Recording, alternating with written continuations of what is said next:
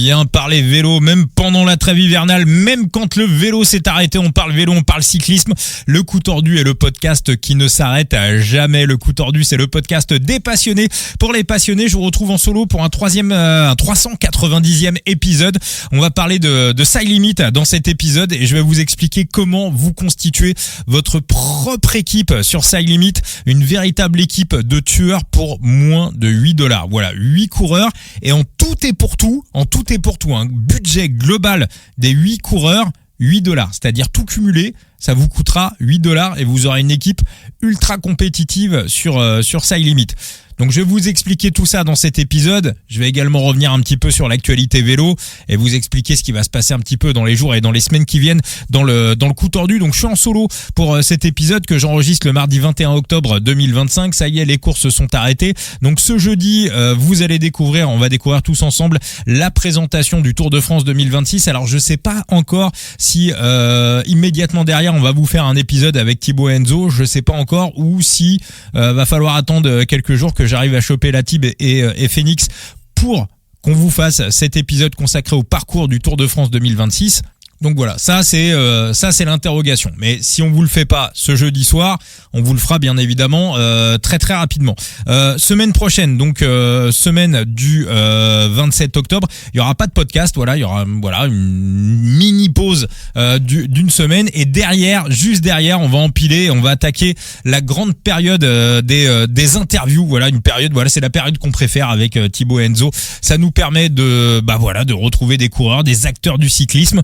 Alors je suis en train de balancer des invitations à droite à gauche. Je commence à avoir des retours. Alors je vous donne déjà quelques noms que je vous ai déjà donnés. Donc on parlera tennis, cyclisme et cyberharcèlement sur les réseaux sociaux dont sont victimes les sportifs, notamment les tennisman. Ça sera avec Corentin Denoli, qui est joueur de tennis, qui est 320e mondial et qui est aussi un immense fan de vélo et un grand auditeur du coup tordu. Donc on parlera de tout ça avec Corentin. Francesco, manager de Side Limit. Tiens d'ailleurs, très bientôt, rappelez-vous, en début de saison, j'avais été récupérer un trophée pour le manager Side Limit de l'année. Je vous dirai qui a été élu manager Side Limit de l'année. Ça sera le jour de la révélation du Vélo d'Or. Voilà, on fera ça en simultané et si vous êtes manager sur Side Limit et que vous voulez voter pour le manager de l'année sur Side Limit, c'est très simple. Vous me retrouvez sur les réseaux sociaux du coup tordu. Vous me dites quel est votre nom de manager sur Side Limit. Vous me dites qui est pour vous le manager de l'année. Je prendrai votre vote en considération. Voilà, ça se fera en un seul tour de scrutin. Et donc, on découvrira d'ici quelques semaines qui est le manager Side Limit de l'année 2025. Et donc, qui repart avec ce fameux trophée. Un beau petit trophée, un beau petit trophée. Le trophée du coup tordu. Je vous ai mis le trophée, je vous l'ai affiché sur les réseaux sociaux. Donc la suite du programme: Francesco, manager de Side Limit; Corentin Denoli. Vous retrouverez une coureuse de ma petite entreprise. Faut que je joue avec Michael Amand, vous savez, cette équipe féminine qui est en train de se monter. Voilà, je sais pas encore laquelle, Michael va me dire dans la semaine, mais on parlera cyclisme féminin avec une coureuse du projet Ma Petite Entreprise. Lucas De Rossi, le Marseillais de la China Glory. Ça c'est fait, c'est calé. J'ai d'autres noms à vous annoncer, des noms que vous connaissez bien dans le coup tordu et à qui on a énormément de questions à poser et à qui on a beaucoup de sujets à évoquer avec eux. C'est les 2 premiers coureurs qui m'avaient dit oui au moment où on avait lancé le podcast, au moment où on faisait 10 fois moins d'audience, voire 15 fois moins d'audience. C'est bien normal, il fallait bien partir de quelque part. C'était donc pendant l'automne 2022. Donc vous l'avez compris, pour la 3e fois dans le podcast, on retrouvera André Amisud. André Amisud que vous avez vu briller notamment au dernier championnat d'Europe et pas que, il était dans la roue à un moment donné, il était avec Sexas, avec Remco et avec Tadej Pogacar. Donc Andrea va tout nous raconter. Andrea qui a annoncé son départ de Nice Métropole et je pense qu'il va vous annoncer une bonne nouvelle dans les heures et dans les jours qui viennent. Un autre coureur qui va revenir pour la 3e fois dans le coup tordu et à chaque fois c'est un kiff de parler vélo et d'échanger avec lui. Pierre Barbier, qui était du côté de la Wagner Bazin cette année, équipe qui s'arrête, voilà, qui met la clé sous la porte, l'équipe de Chris Brandt qui met la clé sous la porte. Saison un petit peu étrange, on va dire, du côté de la Wagner Bazin. Donc on parlera avec Pierrot de tout ça, mais surtout on se projettera bien évidemment sur l'avenir, et puis on parlera de plein de choses avec Pierrot qui reviendra également dans le podcast. Donc voilà, ça c'est des épisodes que vous aurez pendant le courant du mois de novembre, et on a évidemment préparé d'autres choses. Voilà, j'attends des retours, donc voilà, je vous confirmerai tout ça bien évidemment dès que ça sera officiel. L'actualité vélo, on va revenir sur le parcours du Tour de France, donc qui est révélé ce jeudi 23 octobre. On va revenir sur les invitations, parce que moi je vous en parle depuis quelques semaines, mais ça y est, ça commence un petit peu à débattre. Qui sera la fameuse 23e équipe invitée sur le Tour de France? Alors dans le dernier podcast, j'étais ultra méga radical sur le fait que les Rockets, à savoir la TDT, allaient être invités sur le Tour de France.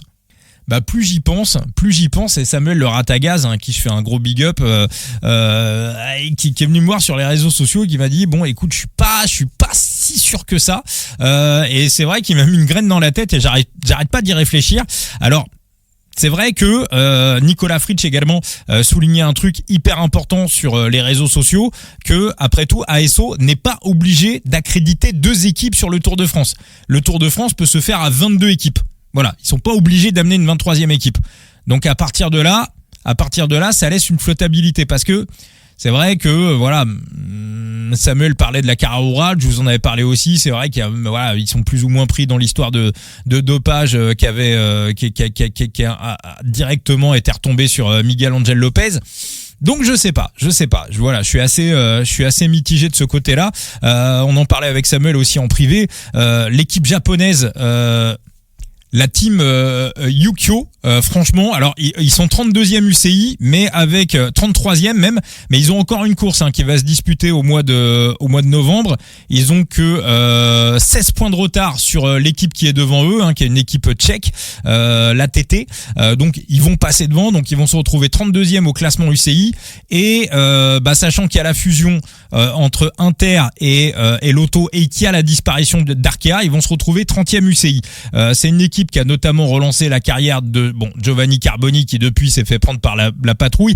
Matteo Malucelli également. Matteo Malucelli a été relancé sa carrière dans cette équipe, et Malucelli, il fait une saison de ouf du côté de chez Astana. D'ailleurs, ils l'ont re-signé jusqu'en 2027, Matteo Malucelli. Donc ils réussissent à développer les coureurs, et donc c'est une équipe qui est assez compétitive. Ils avaient également Thomas Pesanti, qui a rebondi du côté de la Soudal l'année dernière. Donc ils réussissent à développer les coureurs. Alors il y a un seul problème dans cette équipe, c'est qu'ils sont 32e au classement UCI, ils vont 33e, ils vont probablement finir 30e d'après moi. Alors il y a un seul souci dans cette équipe, c'est que cette équipe, c'est une équipe Conti. J'avais pas mis le doigt dessus, c'est pas une équipe Pro Team, et les équipes Conti ne peuvent pas disputer les grands tours et les courses World Tour.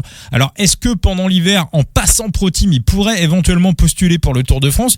Mais moi je trouve que voilà, cette équipe, pour développer un petit peu le cyclisme en Asie, moi je trouve que au culot ils devraient demander leur wildcard. Voilà, je trouve que ça serait sympa comme ça d'avoir un petit pousset dans l'équipe. En tout cas dans cette équipe il y a du talent, et il y a vraiment des bons petits coureurs. Encore une fois, ils réussissent à les développer. Je crois qu'il y a une cellule de développement, ils sont surtout dirigés par des Italiens. Bon, ça pourrait être un gros coup de poker. Maintenant, pour revenir aux Rockets, alors c'est vrai que est-ce que Prudhomme va les sélectionner? Alors c'est vrai que si il les sélectionne, moi je suis Jérôme Pinault, je repense à mes années BNB, je me dis putain, il m'a quand même fait vachement plus galérer pour que je puisse avoir ma wildcard sur le Tour de France. C'est vrai que ça paraît un peu simple, ça paraît un peu facile. BNB a vraiment dû sortir les rames pour obtenir ces accréditations, ces wildcards pour disputer 2 Tours de France. Et dans l'équipe, on avait quand même des gros noms, notamment Brian Cocard, qui était la figure emblématique de l'équipe. On n'a pas de star française à ce niveau-là du côté de la TDT Unibet pour le moment. Alors, on mise sur Dylan Groenewegen, mais est-ce que Dylan Groenewegen, c'est un nom qui résonne véritablement dans la tête de Christian Prudhomme? C'est pas, c'est un excellent coureur qui a gagné sur tous les grands tours, grand sprinter. C'est un nom dans le milieu du cyclisme, mais je suis pas sûr que juste sur le nom de Dylan Groenewegen, on puisse faire basculer Christian Prudhomme. Ensuite, la communication de l'équipe. bah pour l'instant, alors moi vous me connaissez, je suis pas franchouillard, je suis pas nationaliste, je suis pas à chanter la Marseillaise, les drapeaux bleu blanc rouge. Voilà, moi je considère vraiment tous les coureurs à égalité et c'est pas parce que quelqu'un est né sur le même territoire national que moi que je vais automatiquement l'aimer, le supporter. Voilà, j'ai beaucoup d'affection pour beaucoup de coureurs français, il y a des coureurs français que je n'aime pas. Regardez sur le dernier Tour de France, j'étais plutôt pour Demi Vollering que pour Pauline Ferrand-Prévot. Donc question de goût et couleur, moi je suis plutôt internationaliste, on va dire, citoyen du monde, comme a dit Crocodile Dundee, c'est pas la terre qui appartient à l'homme, c'est l'homme qui appartient à la terre. Donc c'est un petit peu, si vous voulez, la manière dont je vois les choses. Maintenant, dans la communication de la TDT, je suis désolé, mais pour l'instant, ils n'ont de français que la licence. Très clairement, quoi. Au niveau des coureurs, j'aime beaucoup Adrien Maire, c'est un bon espoir, c'est un très très bon coureur, mais pareil, c'est pas, si vous voulez, je pense que c'est pas le nom qui va faire basculer Christian Prudhomme et ASO. Ensuite, toute la com se fait en anglais. Et là, je pense qu'ils font une erreur. Je pense qu'ils font une erreur parce que Christian Prudhomme, alors pareil, je pense pas que ça soit quelqu'un qui soit ultra nationaliste. Il y a pas de sujet là-dessus, Christian Prudhomme, je le classe pas là-dedans. Maintenant, c'est quand même quelqu'un qui parle souvent en matière de cyclisme de préférence nationale. Il sort la préférence nationale pour les wildcards sur le Tour de France. C'est le cas en Espagne, c'est le cas en Italie, c'est le cas dans toutes les courses nationales. C'est un petit peu le jeu. On donne des wildcards aux équipes locales. C'est quelque chose d'assez normal. Maintenant, Christian Prudhomme, il est attaché aux campagnes, il est attaché au terroir. Le Tour de France, c'est un public assez large, même très très large. Il y a toutes les générations, donc dans toutes les générations, il y a aussi des anciens.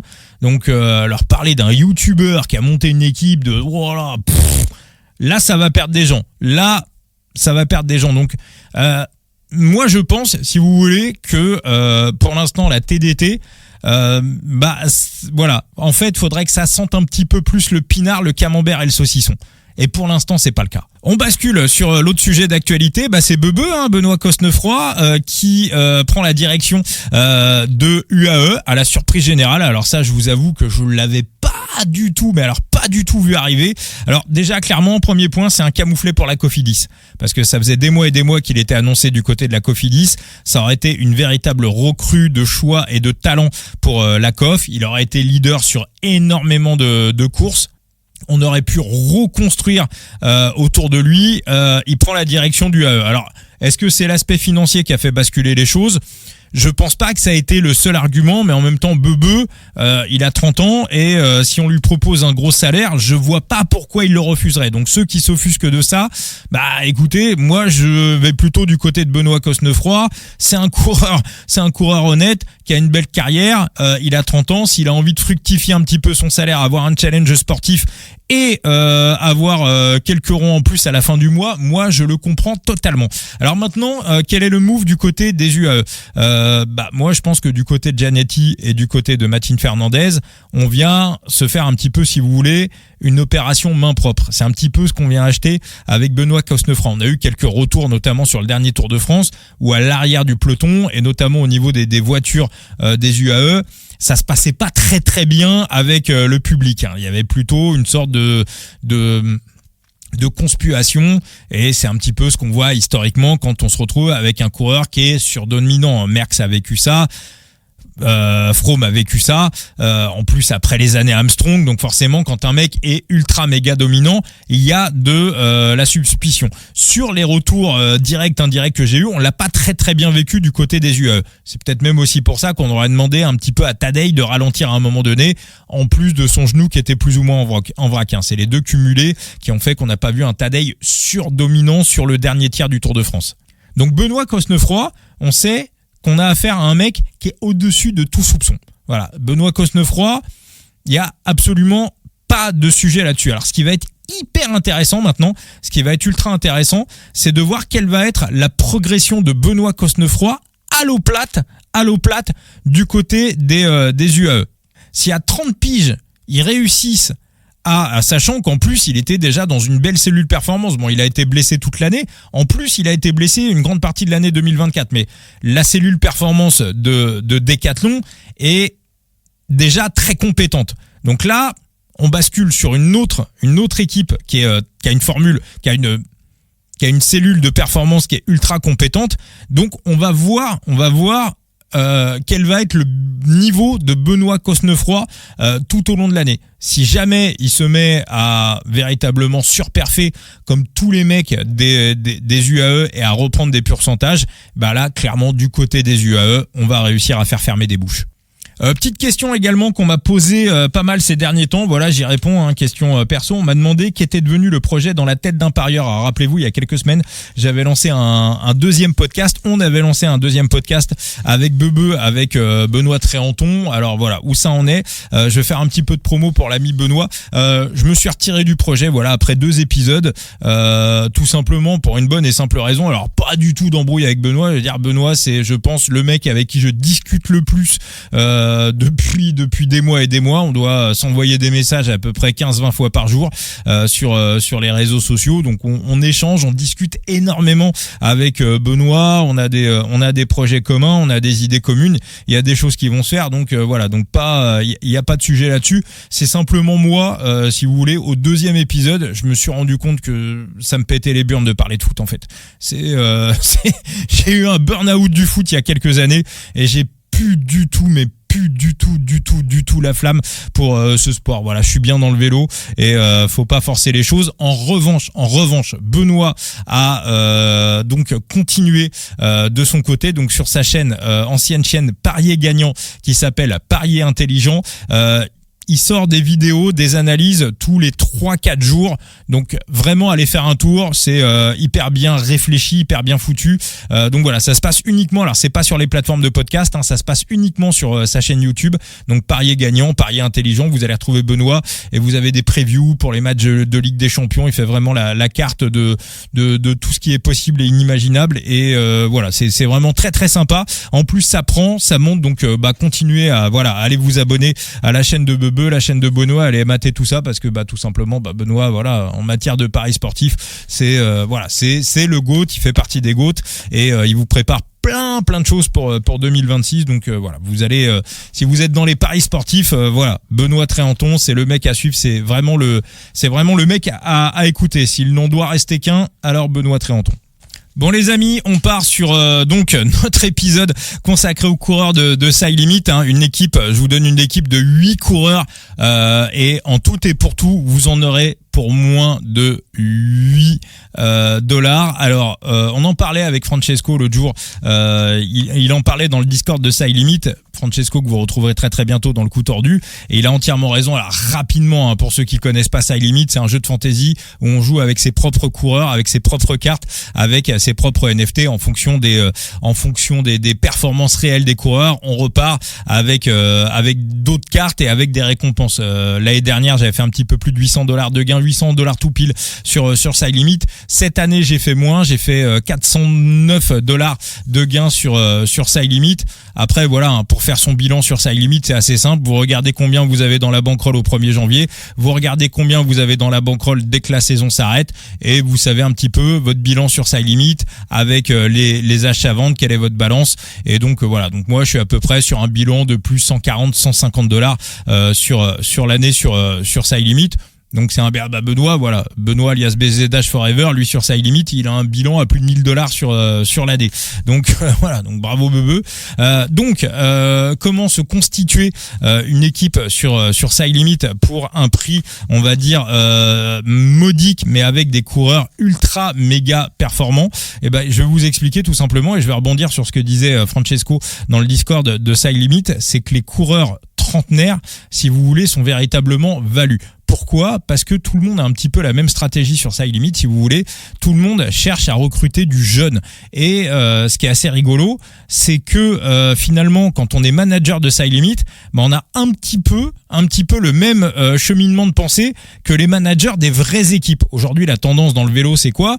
C'est d'essayer d'aller recruter des coureurs ultra méga jeunes pour tomber sur le nouveau Tadej Pogacar. On se dit, oh là là, il faut surtout pas le passer à côté. Ce qui fait qu'une fois qu'on a dépassé les 25-26 ans, on avait parlé avec plusieurs coureurs dans le podcast, on sort un petit peu de tous les critères de détection. Donc, on se retrouve avec des coureurs très jeunes qui parfois sont surpayés par les managers. Des fois, ils arrêtent leur carrière à 20 ans, 21 ans, 22 ans. Ils partent faire des études. Moi, par exemple, l'année dernière, j'avais mis un billet sur un coureur hollandais qui s'appelle Mike Sush, en plus qui avait l'air passionné, qui avait des théories sur l'entraînement, enfin véritablement qui s'intéressait à tout. Et puis, finalement, à 21 ans, je sais plus combien, j'avais pris sa carte, un billet sur Parc Hôtel. Et puis à 21 ans, il a dit j'arrête, je vais faire des études dans le sport, mais je ne serai plus coureur professionnel. Donc ça, c'est des choses, si vous voulez, qui peuvent exister. Donc on n'a pas la garantie, si vous voulez, quand on prend un coureur très très jeune sur Side Limit, on n'a pas la garantie que le mec va courir jusqu'à 43 ans pour comme Alejandro Valverde. Le gars peut s'arrêter complètement à l'âge de 21, 22 ans. Très souvent, les coureurs, notamment au 2e, voire au 3e niveau mondial, font des études en parallèle et à un moment donné, c'est soit rouler dans une conti, peut-être des fois pour des salaires de 1500 balles, soit aller dans une carrière professionnelle. On en avait parlé notamment également avec Miguel Heidemann, le vice-champion d'Allemagne du contre-la-montre que on avait eu dans le podcast l'année dernière. Donc très souvent, certains coureurs choisissent d'aller dans la vie active plutôt que de prendre des risques sur un vélo pour souvent des salaires qui sont finalement assez bas pour ce que c'est. Donc, il y a des coureurs qui deviennent complètement valus, c'est les trentenaires et plus. Pourquoi ? Parce que finalement, les coureurs, les managers de Side Limit ne les recherchent pas vraiment. On sait qu'un coureur qui est plutôt en fin de carrière, on va pas pouvoir le revendre sur le marché secondaire, mais c'est pas parce que ces coureurs, si vous voulez, avancent dans l'âge qu'ils ne sont pas performants, bien au contraire, et c'est ce que je vais vous démontrer, c'est ce qu'on voit aussi au niveau du scoring. Alors je vais pas partir par exemple sur un Julien Alaphilippe, parce que Julien Alaphilippe typiquement c'est le mauvais exemple. Loulou, il lui reste 2 ans de contrat du côté de la Tudor, mais les cartes de Alaphilippe font partie des cartes les plus chères, clairement. Loulou en bleu sur le marché primaire ou sur le marché secondaire, en bleu pour les cartes bleues, c'est l'échelon, on va dire, le moins cher. Loulou, ça vaut entre 30 et 40 balles minimum. Pourquoi ? Parce que quand on est manager Side Limit, on trouve ça classe d'avoir Alaphilippe, c'est un nom, c'est une marque, ça rassure, mais il y a des coureurs qui ont un scoring tout aussi performant, voire meilleur que Julien Alaphilippe, qui ne sont pas des grands noms du peloton, qui ne sont pas connus par le grand public, mais qui eux valent 50 centimes. C'est un petit peu ce que je vais vous expliquer si vous voulez dans ce podcast. Allez, on attaque. Le premier nom que je vous donne, c'est Steph, c'est Stéphane Bennett, que vous avez déjà entendu dans le coup tordu. Steph Bennett, il a 33 ans. Il partage sa carrière entre l'équipe Eurocycling et l'équipe de Martinique, donc l'équipe de la jeunesse cycliste 231 qui est une équipe martiniquaise. Donc quand il est avec Eurocycling, il est en Conti, et quand il est avec l'équipe martiniquaise, il est en amateur. Donc il est moitié-moitié. Steph Bennett qui habite du côté de Toulouse, qui est aussi agent immobilier. Alors le seul défaut pour Steph Bennett, c'est que il n'y a pas énormément de courses où il court. Il n'a pas beaucoup de jours de course sur Side Limit. Maintenant, quand il court, c'est quand même assez impressionnant avec l'équipe de Martinique. Alors déjà, il a gagné je vous rappelle son palmarès, il est le double vainqueur du Tour de Guadeloupe en 2021 et en 2022. Cette année, il nous ressort une 2e place au classement général du Tour de Guadeloupe. Ensuite, il bascule à Eurocycling. Sur le Tour de Salah, à Oman, il termine 5e du classement général.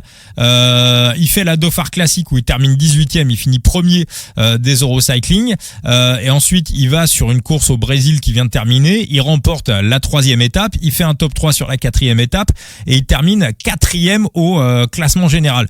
Donc, en fait, quand on prend son Pro Cycling Stat, Steph Bennett, il est tout simplement monstrueux. Il est sur des courses qui sont à sa mesure, et surtout, ce qui est très intéressant avec Steph Bennett, c'est que systématiquement il finit premier de son équipe. Donc ça, sur Side Limit, c'est des points de bonus. Quand vous choisissez un leader et que ce leader finit premier de son équipe, déjà uniquement ça, vous avez 15 points de bonus. Même si votre leader finit 60e de la course, et c'est déjà arrivé, et qui finit premier de son équipe, vous ramassez le bonus meilleur équipier de son équipe et vous prenez d'office 15 points. Donc ça, véritablement, sur le scoring, c'est très très important. Donc Steph Bennett, lui, son scoring sur Side Limit, il est assez monstrueux. C'est un des plus gros scorings du jeu. Son scoring est à 64. L'autre chose intéressante, c'est que aujourd'hui, il a expliqué sur son compte Instagram qui se projetait déjà jusqu'en 2027. Donc ça veut dire que Steph Bennett, il a 33 ans, mais il va courir encore 2 ans minimum. 2 ans minimum. Moi, je le vois, pourquoi pas pousser encore plus loin. Après tout, c'est au recycling, on voit des coureurs assez âgés. Un coureur, par exemple, comme Simon Green. Bon, Simon Green, il a 45 ans. Voilà, par exemple.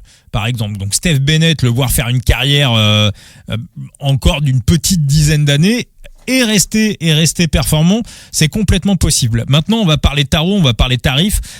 Steph Bennett, ça vaut moins de $1. Hein. Steph Bennett, c'est du 50, 60 centimes sur Side Limit en bleu. Même la carte rose est accessible. Hein. Vous pouvez la récupérer à 6-7 $. Moi, je l'avais mis en vente avant la course au Brésil. Je l'avais mis en vente en rose à 7 $. J'estimais que c'était un prix très très bas. Elle est pas partie. Donc voilà. Donc Steph Bennett, en tout cas, en bleu pour 50-60 centimes, c'est un coureur qui va à un moment donné vous servir et qui va être décisif. Et la preuve, c'est que la fameuse multi-race où il y avait la course au Brésil, je l'ai remportée grâce à Steph Bennett. Deuxième coureur dont je voulais vous parler, Tom Van Asbroek, donc de Premier Tech, parce que l'équipe en 2026 ne portera plus l'appellation Israël. Donc voilà, Premier Tech avec un autre sponsor. Alors au niveau du scoring, c'est très très propre. 48. Ce qui est important avec Tom Van Asbroek, c'est que en équipier, il est ultra méga efficace. C'est un coureur qui abandonne très très peu souvent, donc ça aussi, avoir des coureurs qui vont au bout des courses, c'est important. Van Asbroek, spécialiste des Flandriennes, bien évidemment, je vous le présente plus. Il a 35 ans, il a re-signé pour 1 an chez Premier Tech. Il a marqué cette année 130 points UCI. C'est pas sa meilleure saison, mais encore une fois, c'est vraiment typiquement le genre de coureur à placer comme équipier, parce qu'on sait que de toute façon, chez Israël, on a toujours un Corbin Strong, on a toujours un gars comme ça qui va aller faire un bon classement. Et Van Asbroek est souvent aligné avec ce type de coureur comme Corbin Strong, ou un très bon coureur ou un très bon sprinter comme Ethan Vernon par exemple. Donc comme équipier, c'est vraiment le type de coureur qui est ultra important. Et Tom Van Asbroek, pareil, Tom Van Asbroek, ça vaut $1. Ça vaut à peine $1. Alors, il continue en 2026. Est-ce qu'il sera encore présent dans les pelotons en 2027 ? Pourquoi pas? On sait que du côté de chez Premier Tech, de chez Israël, on aime bien prolonger les coureurs. On voit que Guillaume Boivin a été encore renouvelé 1 an. On voit que Hugo Hull sera encore dans les pelotons l'an prochain. Alors je pense pas qu'ils vont renouveler Christopher Froome. Là, je pense qu'ils ont retenu la leçon. Mais voilà, en tout cas, Van Asbroek, ça coûte pas très cher et c'est très très performant. Vous avez vu son scoring, scoring à 48, c'est relativement propre. Troisième coureur, à vous en douter, Jean-Willem Van Schip, qui s'est fait disqualifier du Tour de Hollande, ce qui m'a complètement d'ailleurs planté mon multitour sur Side Limit, parce que j'en avais mis dans toutes les sauces en Ligue 1, en Ligue 2 et en Ligue 3. Donc voilà, comme quoi faut jamais mettre tous ses œufs dans le même panier. Jean-Willem Van Schip, qui s'est fait disqualifier, vous l'avez compris, il avait pris un vélo non conforme. Jean-Will, il a très peu couru cette année pour une bonne et simple raison, c'est qu'il était suspendu. Il revient, il fait 8e du circuit Rick Van Lloyd. La course, la Arnaud, je sais plus le nom, la 1.2, il finit 3e, il fait podium. Il a 31 ans, très bon rouleur, parce que de base, Jean-Will, c'est un pistard. Il a du punch également. Il a aussi un bon sprint. Et puis voilà, sur toutes ces courses un petit peu du nord de l'Europe, en Hollande, en Belgique, c'est un mec qui se balade. 31 ans, je pense qu'il devrait re-signer logiquement l'an prochain du côté de la Parc Hôtel. Le scoring 55, c'est un scoring qui est très élevé sur Side Limit. Et notre ami Jean-Willem Van Schip, ça vaut 60 centimes. Voilà, ça vaut rien du tout. Ça vaut 60 centimes pour Jean-Willem Van Schip. On enchaîne avec un autre coureur qu'on a reçu dans le podcast, dans le coup tordu, monsieur Alexis Guérin. D'ailleurs, allez voir sur ses réseaux sociaux, Alexis Guérin qui se lance également dans la chanson.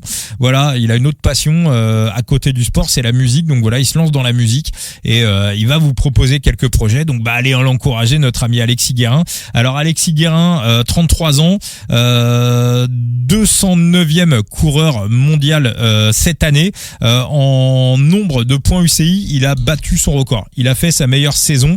Donc il est parti dans une équipe portugaise. Une Conti portugaise, l'équipe Anicolor. sa saison elle est énorme. Alexis Guérin, sa saison elle est énorme. Il a encore gagné une course niveau national et le classement général qui va avec au mois de septembre. 22e du Tour de Grande-Bretagne face à une concurrence on va dire un petit peu plus relevée. Tour du Portugal, il termine 2e. Il compte 6 victoires cette année. J'ai pas compté le nombre de podiums, mais voilà, vraiment il remporte le trophée Joachim Agostinho, il remporte le classement général. Enfin voilà, il a sorti tout simplement Alexis Guérin, il a tout simplement sorti sa meilleure saison. En bleu, ça coûte $1. Voilà, Alexis Guérin, ça coûte $1. On l'avait eu dans le podcast, il nous avait expliqué à l'époque qu'il se voyait encore courir très très longtemps. Alors il y a rien d'officiel pour l'année 2026, mais vu la saison qui vient de passer, je me fais pas du tout d'inquiétude. Je pense qu'en logique, il devrait re-signer chez Anicolor parce que ça a l'air de bien se passer.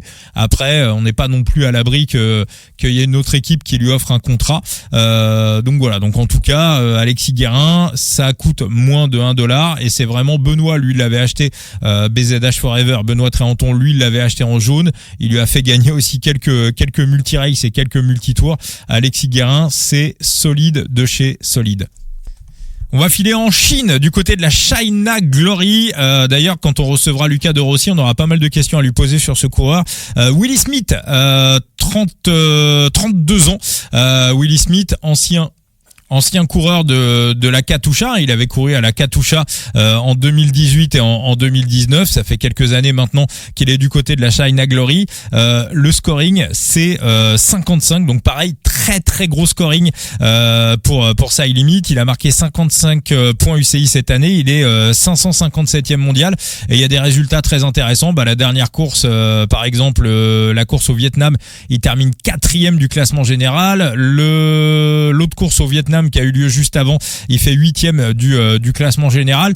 Du côté de la China Glory, c'est très souvent le coureur numéro 1 de l'équipe, ça dépend des parcours. Il est plutôt montagnard. Quand on se retrouve sur des courses un petit peu plus relevées, il prend les échappées, notamment comme on avait vu sur le Tour de Turquie où il était sorti sur 8 étapes, il était quand même sorti 4 fois. Donc avoir des coureurs qui sortent, ça aussi c'est quelque chose qui est très très important sur Side Limit. Pourquoi il est atypique ce coureur? Parce que il est sud-africain, il a grandi dans une mafia. Voilà, il était mafieux dans les ghettos de Soweto quand il était petit. Je crois qu'il est orphelin et c'est le vélo qui l'a sauvé. Voilà, c'est le vélo qui l'a sauvé tout simplement. Il fait une carrière, ça fait 12 ans maintenant qu'il est professionnel. Willie Smith, c'est 70 centimes. Voilà, 70 centimes. La carte, vous pouvez la trouver sur le marché secondaire. C'est très très très bon marché pour un coureur assez solide. Alors pareil, rien d'annoncé pour 2026 du côté de Willie Smith, mais en même temps, voilà, pour l'instant du côté de la China Glory, le seul coureur qui est annoncé pour l'an prochain, c'est Lucas de Rossi. Donc on s'attend, je pense que voilà, en logique, il devrait aussi re-signer en 2026 du côté de la China Glory. Le 6e coureur, le plus connu de tous, Matteo Trentin, bien évidemment, donc 35 ans, vous l'avez vu gagner Paris Tour. Matteo Trentin, 110e mondial, de re-signer pour l'an prochain, bien évidemment, du côté de la Tudor, on va dire l'une des légendes du cyclisme italien, Matteo Trentin. Alors Matteo Trentin, c'est un tout petit peu plus cher que les coureurs que je vous ai cités précédemment. Maintenant, ce qui est intéressant chez Matteo Trentin, c'est que ces dernières semaines, les prix se sont littéralement écroulé. Matteo Trentin, c'est un nom, c'est plutôt un coureur qui en bleu partait entre 6 et $8. Le scoring est très intéressant aussi. De toute façon, un coureur à plus de 50 de scoring sur Side Limit, c'est un très très bon coureur. Matteo Trentin, ça part à moins de $2,50, alors qu'il est, voilà, le prix à peu près divisé par 3, voire par 4 par rapport à il y a 6 mois, 1 an. Donc encore une fois, peut-être qu'il arrêtera sa carrière à la fin de l'année. Après, s'il fait une bonne saison à la Tudor, il n'est pas non plus interdit qu'il reprolonge une année supplémentaire. C'est un petit peu le capitaine de route de cette équipe. Donc Matteo Trentin, moins de $2,50. Vous avez envie d'avoir un gars solide qui peut être utilisé sur certains sprints fatigués comme sur Paris Tour, qui peut être également utilisé comme équipier. On a de très bons coureurs du côté de la Tudor. Donc voilà. Donc pour moi, je trouve que c'est un bon prix. Et encore une fois, les prix sont en train de s'écrouler. Donc Matteo Trentin, c'est un très très bon renfort. Dans son équipe. On reste du côté de la Tudor avec un coureur qui m'a surpris. Alors moi je l'ai pas en galerie, je suis complètement passé à côté cette année. Il a 35 ans, Marco Waller, qui est lui aussi re-signé du côté de la Tudor pour une année supplémentaire. Donc il a 34 ans, il aura 35 ans le 1er avril. Le scoring c'est 47, donc scoring très très propre. Pourquoi Allaire est intéressant sur Side Limit? Tout simplement parce que cette année il a pris énormément d'échappées. Un coureur qui fait, je calcule rapidement, mais Marco Allaire, c'est 700 bornes d'échappées sur la saison entière. Donc un coureur qui s'échappe 700 km sur la saison, c'est un coureur qui s'échappe beaucoup. Il a pris 6 échappées en tout.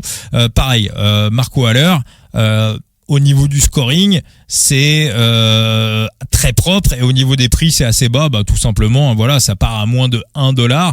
Donc c'est un coureur que vous pouvez utiliser soit en électron libre, soit en équipier, sachant que quand un coureur est équipier, quand il prend l'échappée, il marque aussi des points en fonction du nombre de kilomètres parcourus à l'avant, moins que si vous le placez en électron libre, mais il marque aussi des points comme ça. Donc là où il est intéressant, c'est qu'il peut servir de deux côtés. Soit il est avec un sprinter, par exemple l'an prochain, je sais pas, il est aligné avec Luca Mozzato qui passe à la Tudor, donc comme équipier il va être très intéressant, ou alors comme électron libre, en considérant qu'il va peut-être prendre l'échappée matinale, notamment sur des courses à domicile ou pas très très loin de chez lui, mais pas que, il est sorti beaucoup en Belgique cette année.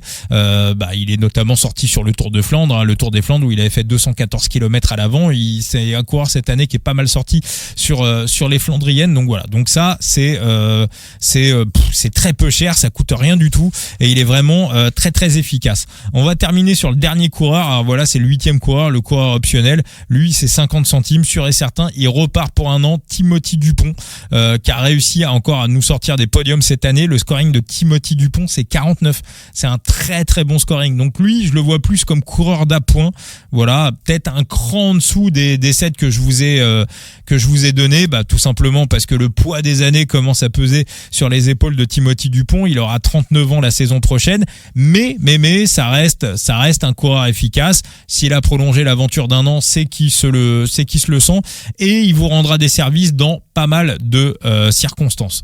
Donc je vous redonne ma liste de 8 coureurs à avoir pour, on va dire, un paquet de cacahuètes. Stef Bennett, Matteo Trentin, Marco Waller, Timothy Dupont, Tom Van Drasbroek, Jean-Willem Van Schip, Alexis Guérin et Willie Smith. Voilà, pour ces 8 coureurs-là, vous en avez pour moins de $8. C'est des coureurs que vous trouverez sur le marché secondaire. Alors ils sont pas forcément en vente évidemment au moment où j'enregistre le podcast, mais en tout cas vous les verrez à ces prix-là. Si vous tombez sur des managers qui ont envie de se débarrasser de ces coureurs, ne les payez pas plus cher. Voilà, payez-les simplement au prix du marché, au prix que je vous ai donné. Si des managers de Side Limit ont envie de s'en débarrasser, mettez-les au prix que j'ai donné. Voilà. Et moi personnellement j'aurais ces coureurs-là, je les garde. Mais voilà, et j'en ai certains, je vais les garder d'ailleurs. Mais voilà. En tout cas, voilà, c'est le conseil que je vous donne, et honnêtement, allez au taquet du taquet. Vraiment, si j'élargis le truc, vous pouvez vous constituer cette team à $10. Alors bien évidemment, ça ne suffira pas pour disputer toutes les épreuves tout au long de l'année, mais ces coureurs-là vous permettront de renforcer votre équipe et véritablement d'être performant contre les petits Juju, contre les Francesco, contre les BZH Forever, contre les gros managers de Side Limit, contre les Side Limmetrics, contre tous ces gars-là. Vous serez performant contre les Fenn, contre les Kourou. Voilà, j'en passe et des meilleurs. Donc voilà, ça vous permettra en tout cas de renforcer votre équipe avec des coureurs à pas cher. Je vous redonne notre parrainage de Side Limit. Je vous rappelle que Side Limit n'est pas sponsor du coup tordu. C'est un projet qu'on suit depuis le début, un projet auquel on croit énormément. Donc je vous redonne notre parrainage, coup tordu 0 avec le chiffre 0, 198. Vous êtes 198 à être passé par notre code de parrainage. Donc dès qu'on atteint les 200, je remets une carte en jeu. Voilà, dans le podcast, je ferai un tirage au sort pour vous offrir une reward dès qu'on atteint les 200 filleuls via notre code de parrainage, coup tordu 0 avec le chiffre 0. Voilà les amis, on se retrouve soit jeudi soir pour le parcours du Tour de France, soit au mois de novembre pour le début de la grande série d'interviews. Ciao les amis.